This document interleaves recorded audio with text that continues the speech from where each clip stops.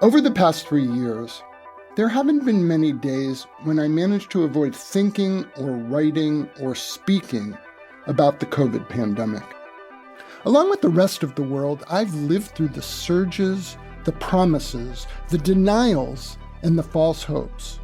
Not to mention the myopia of federal health officials, the deluge of conspiracy theories, and the cascade of lies. If we activate mandatory vaccines globally, I imagine these people stand to make hundreds of billions of dollars that own the vaccines. And they'll kill millions, as they already have with their vaccines. There is no vaccine currently on the schedule for any RNA virus that works. Is it a combination of the protein, which now we're finding has a metal attached to it? I'm sure you've seen the pictures all over the internet of people who've had these shots and now they're magnetized.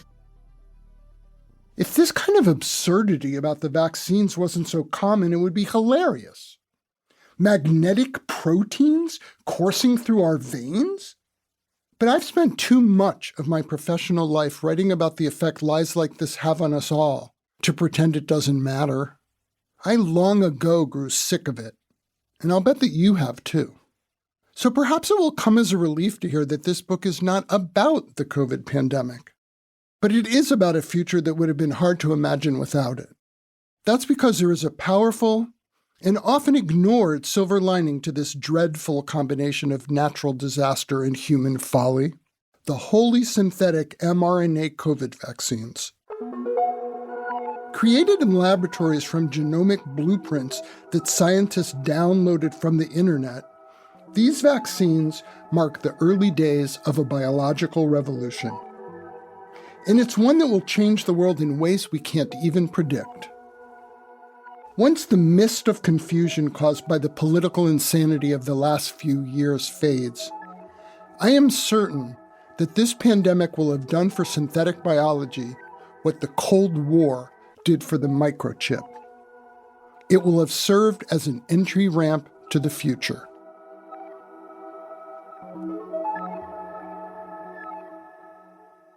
From a distance, revolutions are easy to recognize. Think about the discovery of tools, the emergence of cultivated lands in agriculture which accompanied human settlements, and the Industrial Revolution, which transformed every aspect of humanity. They all put our species and the planet itself on unexpected new trajectories.